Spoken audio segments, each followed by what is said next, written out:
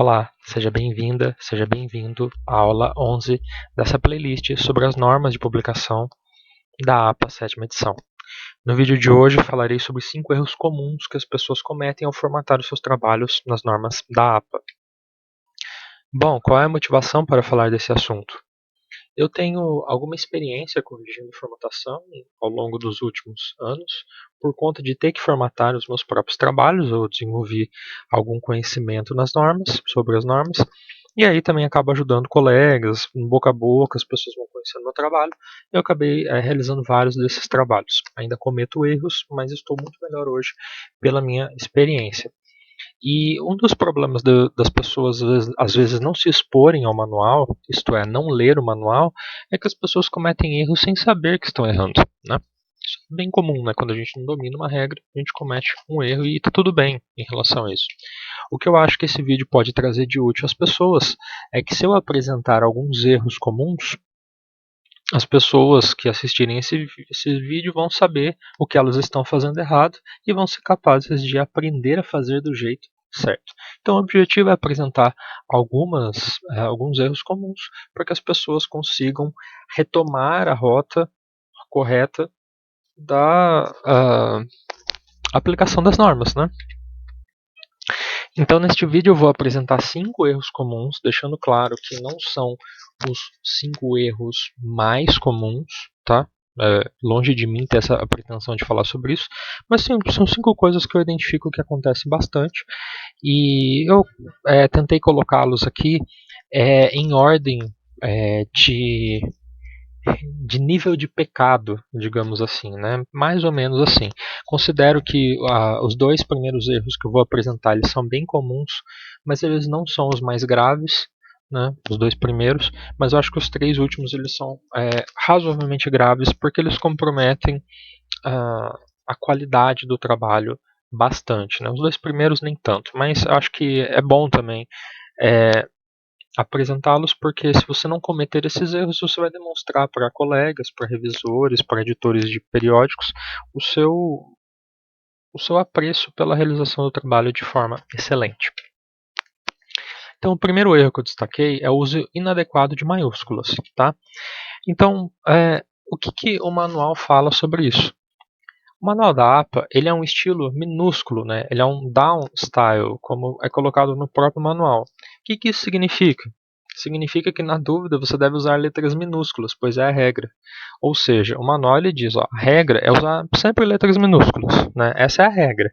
Vamos às exceções, né? E aí eles apresentam quais são as exceções, né? Nomes próprios, início de sentenças, e vão falando em quais casos que você não usa minúsculo, né? Títulos, enfim. Então, assim, se você tiver na dúvida, para você cometer menos erros, use minúsculas, tá? Então, o uso de maiúsculas é exceção. E quando eu estou corrigindo trabalhos de colegas, eu percebo que muita gente acaba utilizando muitas maiúsculas. Então, aqui eu vou destacar alguns usos incorretos de maiúsculas, né? Ou seja, coisas que você poderia abolir da sua escrita, que você vai acertar mais. Profissões, né? Não tem necessidade de grafar com maiúscula profissões, tá? Sobretudo no inglês, tá? No inglês você não precisa grafar em maiúsculas profissões se elas estiverem sendo expressas de forma genérica, sem estar acompanhado de um nome próprio, por exemplo. Se você colocar o nome próprio, em alguns casos você até pode colocar junto, né, o nome da profissão em inglês, porque está designando um caso específico, não um caso particular. Aí o exemplo que eles dão também, que não seria bem uma profissão, seria uma ocupação num cargo público, né, que seria o caso de presidente, né? Se eu estiver falando presidente da república no inglês, eu posso colocar presidente em minúsculo, mas se eu estiver falando o presidente Biden, aí eu vou colocar presidente em maiúsculo, porque eu estou falando de um caso específico de presidente e não de um presidente genérico. No português, as normas, assim, elas permitem que você use, por exemplo, presidente especificamente, no maiúsculo ou no minúsculo, os 2 casos são aceitos. As pessoas costumam muito colocar o nome das suas áreas em maiúsculo, né? Psicologia da saúde, análise do comportamento, psicologia positiva, não há necessidade disso também, tá? Não são nomes próprios. Construtos, outra coisa que eu vejo muitas pessoas colocarem nomes maiúsculos, né? nomes de construtos que elas vão investigar, né? Afetos positivos, neuroticismo, transtorno depressivo maior, transtorno de déficit de atenção e hiperatividade. Então, as pessoas costumam colocar em maiúsculos essas coisas, não há necessidade, em todos os casos, utiliza-se letras minúsculas. Aí aqui eu vou fazer uma exceção. Quando você estiver falando de medidas, e você estiver falando, por exemplo, de fatores em análise fatorial exploratória, confirmatória, modelagem por equações estruturais, você deve utilizar letras maiúsculas para falar das medidas, tá? Então, por exemplo, se eu tiver aplicado o Big Five, né, o inventário de personalidade, e eu tiver lá o fator de neuroticismo, o fator de abertura à experiência, conscienciosidade, aí esses nomes dos fatores eu posso, na verdade eu devo colocar em maiúsculo porque eu estou me referindo à medida. Mas quando eu estiver me referindo ao construto, ao conceito teórico, é tudo em minúsculo, tá? O fato de TDAH ser abreviado não implica que a primeira apresentação ali precisa ser em maiúsculo. Não, é tudo em minúsculo. Transtorno de déficit de atenção e hiperatividade. Então, algumas dicas para melhorar isso daqui, tá? Eu não falei de todos os casos, obviamente, mas se você tiver interesse em saber de mais algumas coisas, por favor, consulte o manual. Não é muito longo a parte em que ele fala de uso de maiúsculos. Segundo erro comum que eu decidi abordar nesse vídeo, uso inadequado de abreviações. Então aqui eu vou falar de algumas coisas. O primeiro uso inadequado de abreviações consiste em intercalar o uso de abreviação e do termo abreviado ao longo do texto. Você não tem a necessidade de fazer essa intercalação. Não. Você apresentou a abreviação, a sigla que você vai utilizar.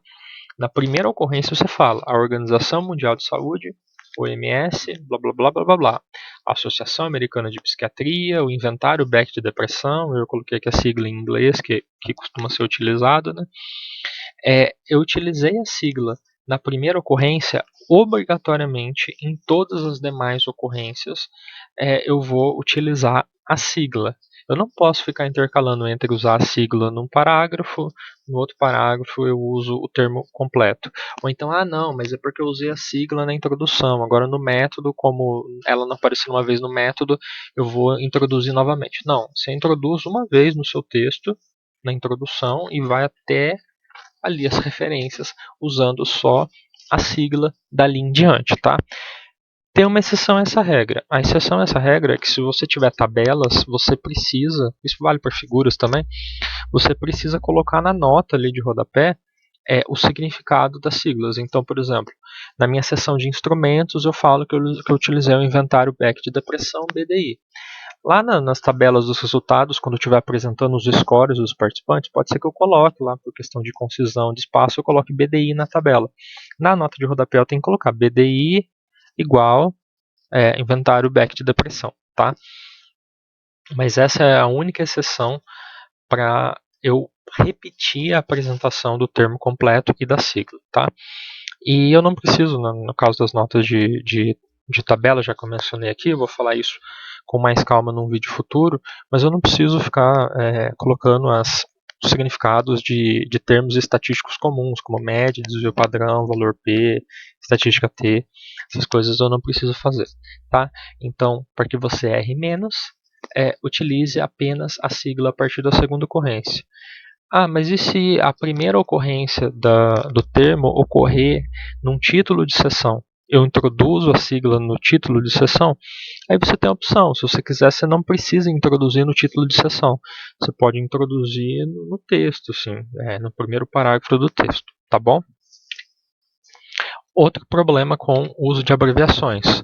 Uso desnecessário de abreviações.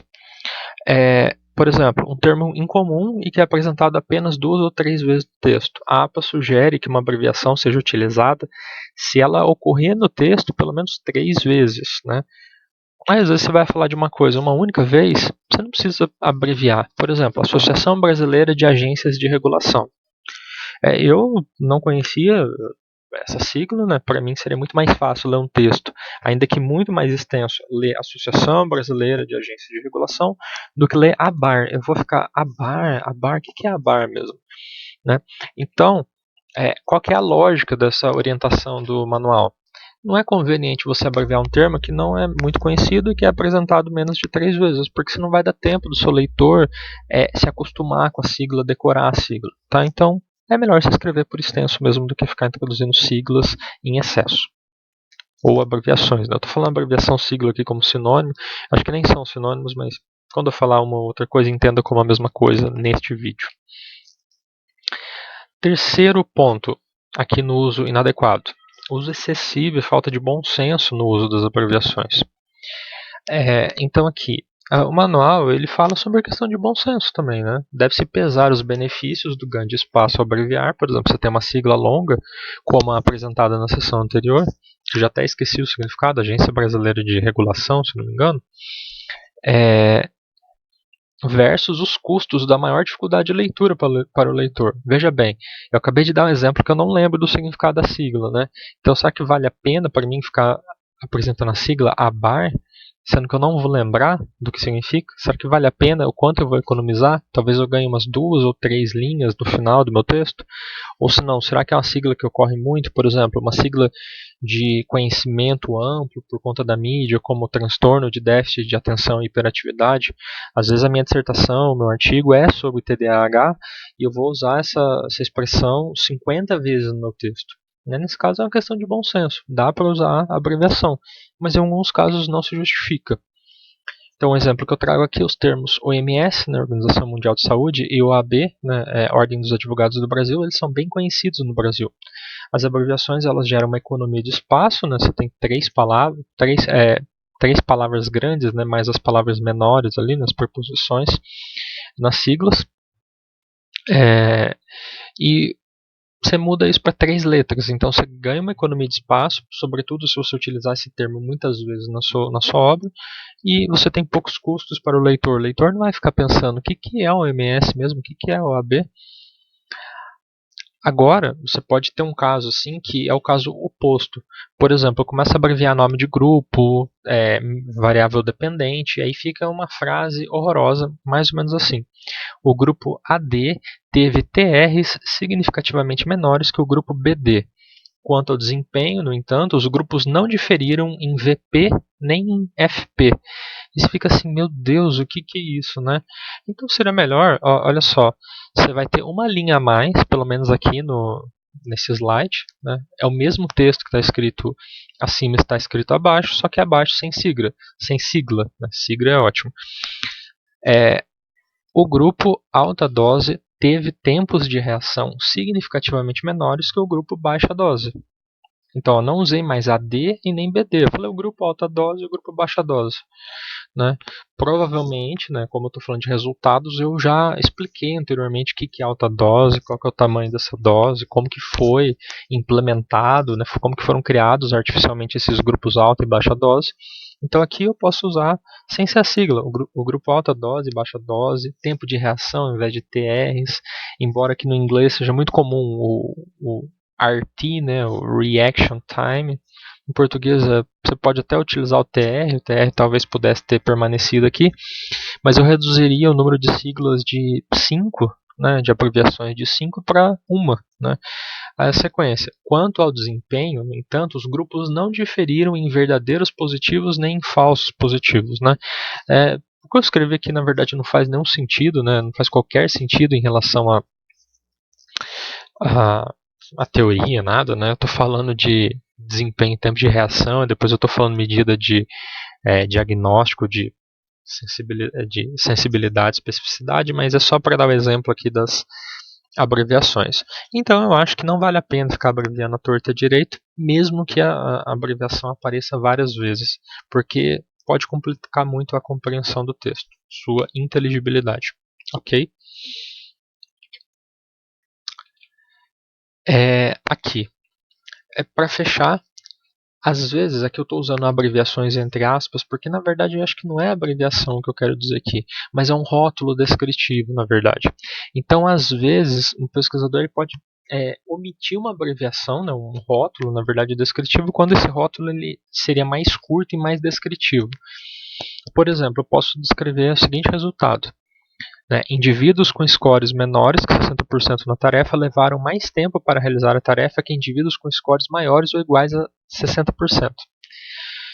Ora, se eu decidir em algum momento dividir os participantes entre aqueles que tiveram scores menor que 60% e aqueles que tiveram scores iguais ou maiores que 60%, eu poderia descrever em algum momento isso, então os participantes foram divididos nesses grupos, e eu vou chamar o grupo que teve menos que 60% de desempenho de baixo desempenho, e aqueles que tiveram maior ou igual a 60% de alto desempenho. E aí eu posso descrever assim: indivíduos com baixo desempenho levaram mais tempo para realizar a tarefa que indivíduos com alto desempenho. E eu já sei que baixo desempenho guarda em si esse atributo, indivíduos com scores menor que 60%, e o outro, indivíduos com scores maiores ou iguais a 60%. Em algum momento do meu texto eu posso discutir que essa divisão foi um tanto quanto arbitrária, foi uma divisão na mediana, que ela é específica dessa amostra, que teve um desempenho alto, enfim. Mas aqui, para economizar espaço, eu posso colocar um rótulo descritivo que fica mais fácil a leitura, né? Torna ela mais fluida. Terceiro erro que eu decidi trazer aqui que as pessoas comumente cometem: tabelas sem formatação. Quando eu vou corrigir padrão da APA, eu não corrijo apenas citações e referências, eu corrijo tudo, né? Tudo que está ao meu alcance. Uma das coisas que eu reparo é que as pessoas às vezes têm o hábito de copiar e colar tabelas obtidas em softwares de análise de dados, sobretudo do SPSS, sem qualquer tratamento prévio para melhorar sua apresentação. Qual é o problema de fazer isso? Tipicamente, essas tabelas elas contêm excesso de número de casas decimais, né? A APA geralmente recomenda 2 casas decimais para informatividade ótima.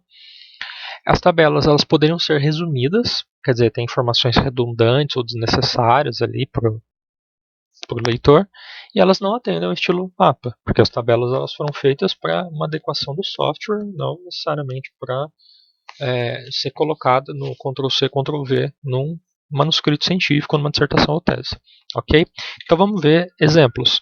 Né? Mas antes de ver exemplos, recado aqui, eu até tinha esquecido que eu tinha deixado, que em breve eu vou trazer vídeos sobre o padrão de formato de tabelas na APA. Então fique atento que em breve talvez apareça um card no vídeo apontando para esse vídeo. Olha lá. Eu rodei uma análise no SPSS e eu dei Ctrl+C no output dessa análise. Basicamente são testes T independentes, comparando grupos controle experimental em 3 variáveis: ansiedade, depressão e estresse. Eu poderia, não deveria, mas eu poderia colar as tabelas desse jeito no meu relatório, no meu trabalho, e meio que estou falando para o leitor: toma, te vira aí, o problema é seu, toma que o filho é seu, porque eu não vou formatar nada. Tem vários problemas aqui, né? Se meu texto estiver em português, a tabela está em inglês, né? Que é meio estranho, né? Não tem uma correspondência dos idiomas. Várias coisas, né? Separador de decimal ele está com ponto. No português a gente não omite o valor 0 antes do separador de decimal. O sinal de menos, na verdade, ele é um hífen aí. Está tudo em inglês, tem informações redundantes. Essas tabelas elas poderiam ser muito melhor formatadas, né? No padrão, no estilo da APA. Então, assim, eu já peguei muitos trabalhos que têm essa característica. A pessoa dá Ctrl+C, Ctrl+V, né? Claramente, eu já vejo, bato o olho e falo, SPSS. Vou apresentar essa mesma tabela mais ou menos no estilo da APA. Olha lá. Então tem a tabela ali, tabela 1, título da tabela, uma nota de rodapé e bonitinho ali a formatação com as estatísticas descritivas e inferenciais separadas por grupo. Então perceba que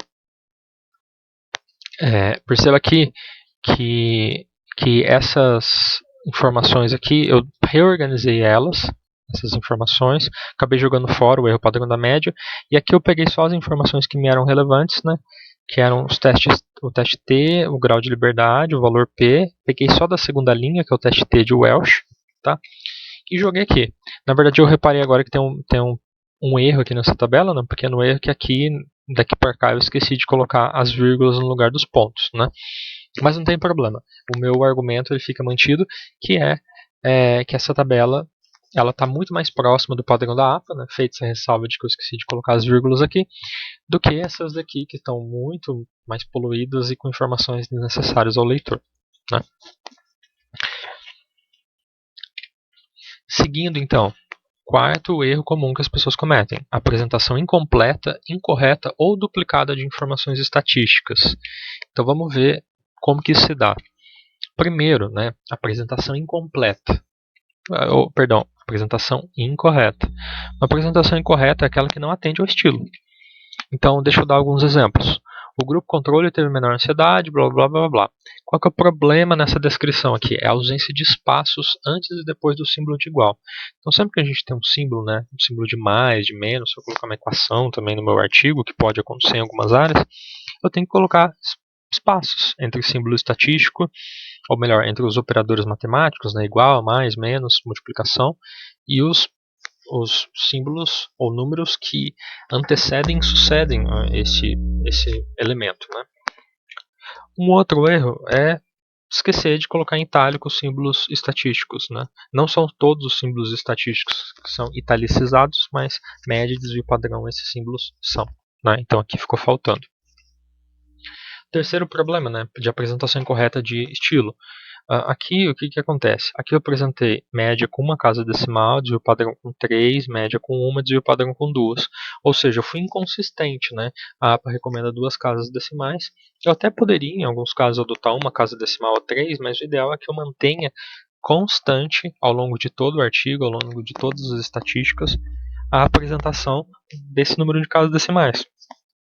Com algumas raras exceções, por exemplo, no caso do valor P menor do que 0.001, que aí eu coloco 3 casas decimais. Mas no geral, 2 casas decimais sempre.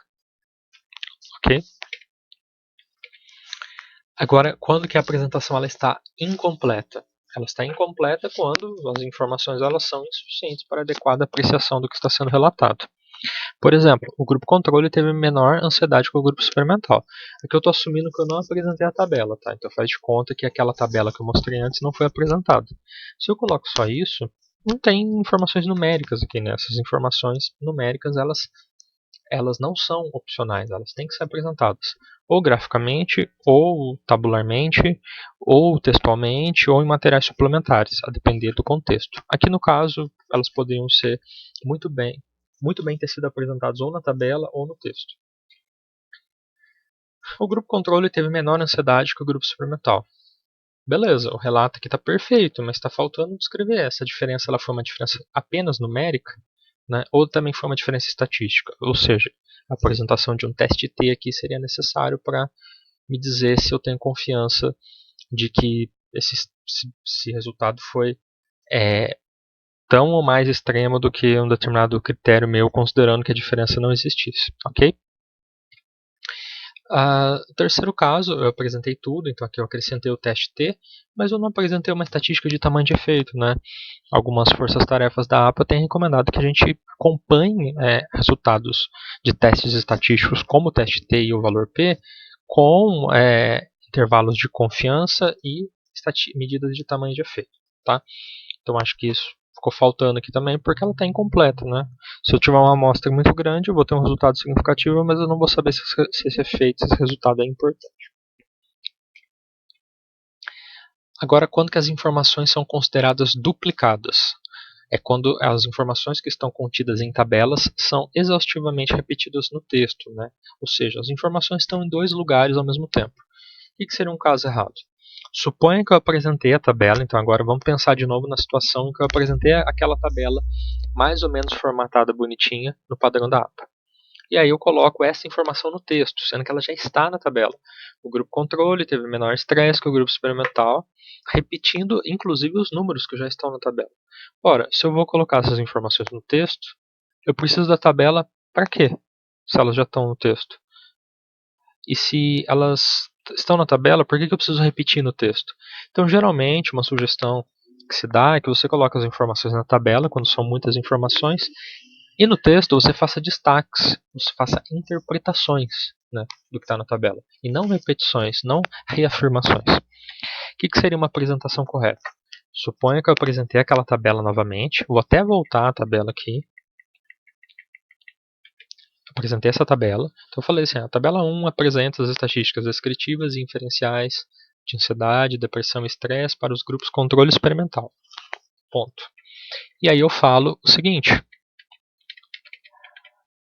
Como pode ser visto na tabela 1, o grupo controle apresentou scores médios menores que o grupo experimental em todas as medidas.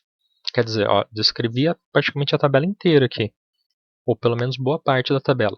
Aí na sequência. No entanto, essas diferenças numéricas se traduziram em diferenças estatísticas apenas nos scores de estresse. Então aqui eu fechei. Basicamente, nesta frase, eu falei, resumi a tabela completa sem recorrer a qualquer número que está nela. Se a pessoa quiser ver os exatos números, ela vai para lá. Se ela quiser ver minha interpretação sobre o que está na tabela, ela olha no texto. E as informações elas não se duplicam, elas se complementam. Tá? A ideia é essa. Bom, por que as pessoas fazem apresentação incorreta, incompleta ou duplicada de informações estatísticas? Os erros eles podem ter várias origens. Uma delas, típica, é desatenção. Posso me usar como exemplo nisso.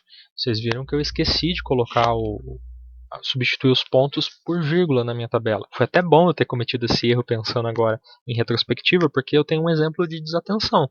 Eu sei da regra, eu sei que são vírgulas ali, mas eu acabei mudando, corrigindo várias coisas, deixando a tabela bonita, mas ainda assim cometi um erro por desatenção. O segundo motivo pelo qual eu posso cometer um erro é por falta de conhecimento das normas. Né? Não foi o meu caso, né? Até porque eu acertei em outros pontos da tabela. Mas você que está assistindo esse vídeo, algum colega seu pode errar, às vezes por desconhecimento. A ideia desse vídeo é muito suprir parte dos conhecimentos sobre as normas. Só que tem um terceiro motivo que é mais difícil de combater nesse quarto tipo de erro, né, que é comum que as pessoas cometem, que é a falta de conhecimento de estatística. Se você não sabe estatística, se você não domina a teoria, você não sabe quais informações são essenciais. É porque eu falei que às vezes a apresentação ela está incompleta. Né? Às vezes ela está incorreta, às vezes ela está duplicada. Por que você pode cometer esse erro? Às vezes é porque você não sabe o que significam as coisas. Infelizmente, eu já vi isso acontecer muitas vezes de pessoas estarem reportando coisas que, pela maneira como elas escreviam, eu diagnosticava que o motivo pelo qual elas estavam errando era esse terceiro motivo, falta de conhecimento de estatística. Não tem problema uma pessoa não saber estatística. O problema é uma pessoa não saber estatística, precisar fazer uso dela num trabalho e não ir atrás de aprender para que ela domine pelo menos a parte da estatística que lhe é importante para que ela faça um trabalho bem feito. Né?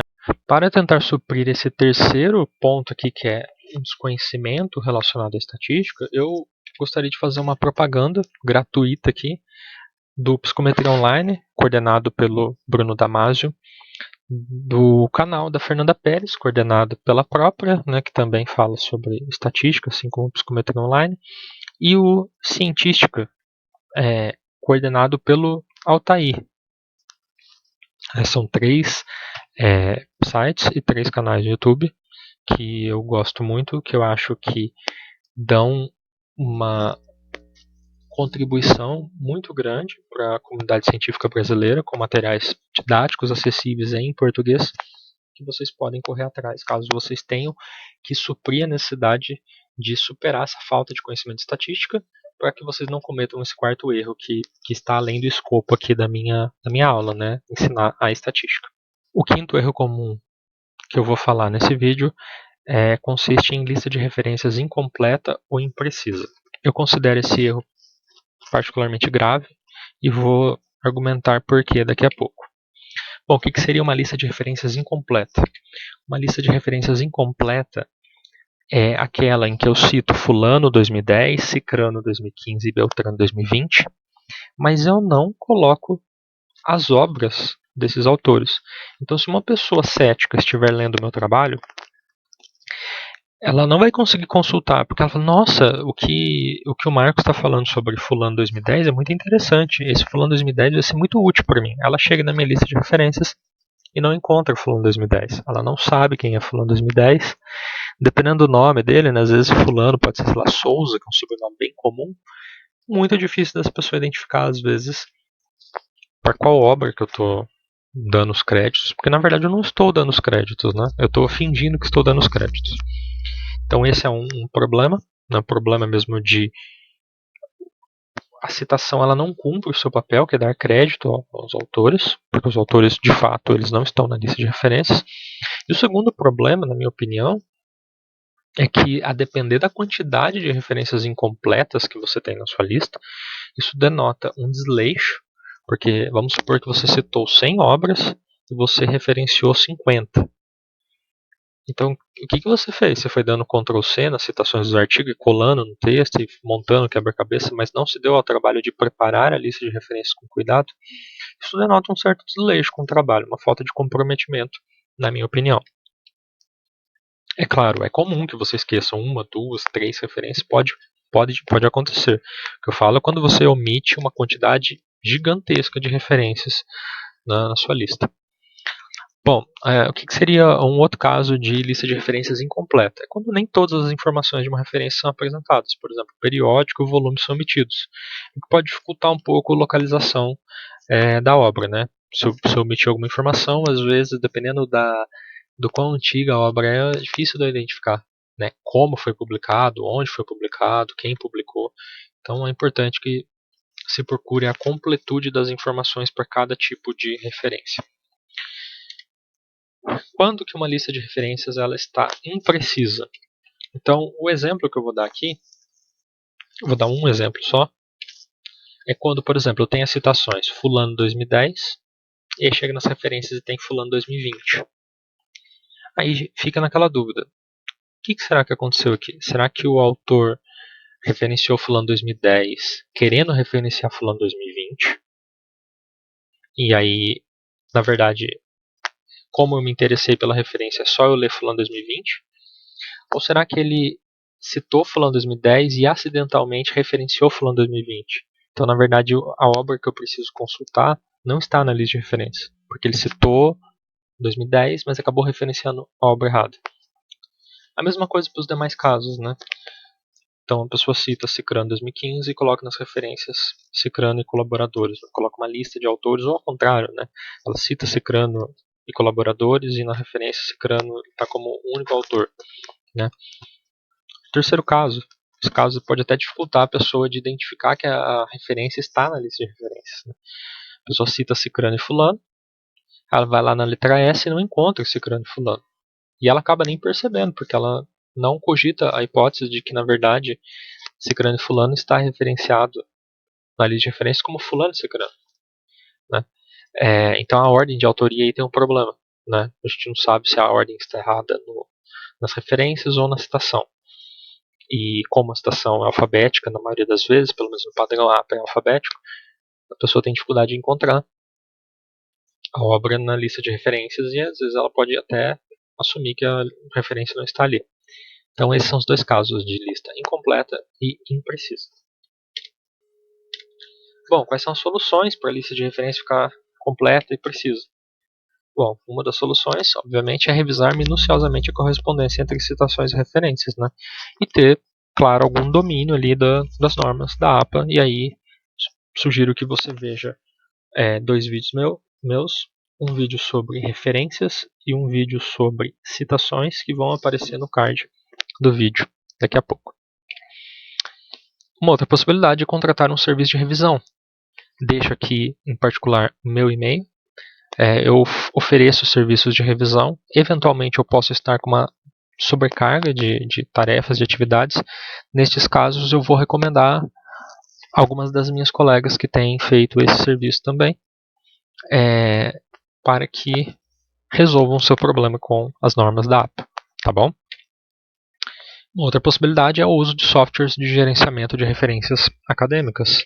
Aqui eu deixo 3 que eu conheço por nome, o EndNote, o Mendeley e o Zotero. Eu só usei o EndNote, uma versão anterior dessa, acho que é X7. O Mendeley e o Zotero, até onde eu sei, são gratuitos. O EndNote ele tem uma licença paga aí, não é tão caro, mas tem opções gratuitas disponíveis. E aí, qualquer coisa, você pode dar uma procurada no seu buscador aí para ver qual que te interessa mais, qual que você quer utilizar, quais que tem tutoriais disponíveis, talvez em língua portuguesa, no YouTube. Tá bom? Então, por hoje é só. Agradeço a atenção de todos e até uma próxima aula.